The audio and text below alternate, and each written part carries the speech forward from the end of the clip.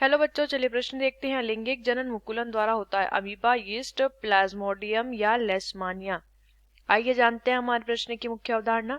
यहाँ लिख लेते हैं मुख्य अवधारणा।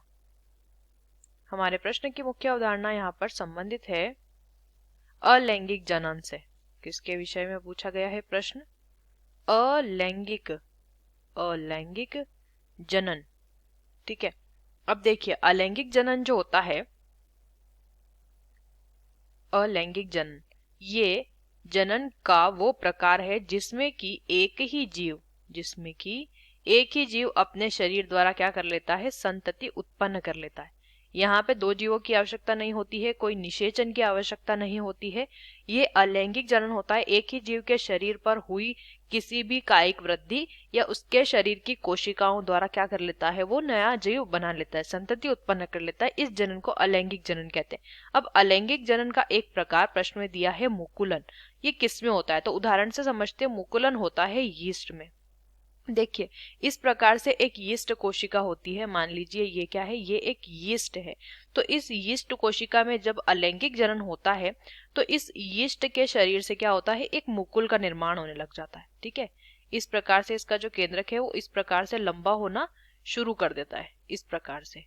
तो यहाँ पे ये जो निकल रहा है इस तरफ प्रवर्ध, इस प्रवर्ध को मुकुल या बड के नाम से जाना जाता है।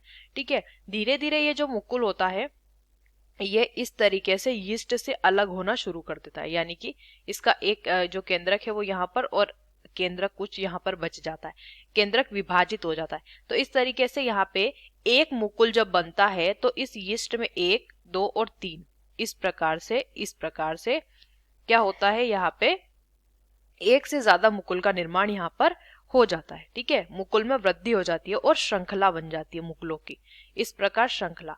और एक समय ऐसा आता है जब ये तीनों 1, 2 और तीनों यहाँ से अलग होकर 3 नई संतति का निर्माण कर लेते हैं।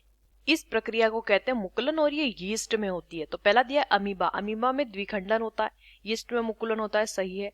प्लाज्मोडियम जो है इसमें भी मुकुलन नहीं होता है, ना ही लेशमानिया में।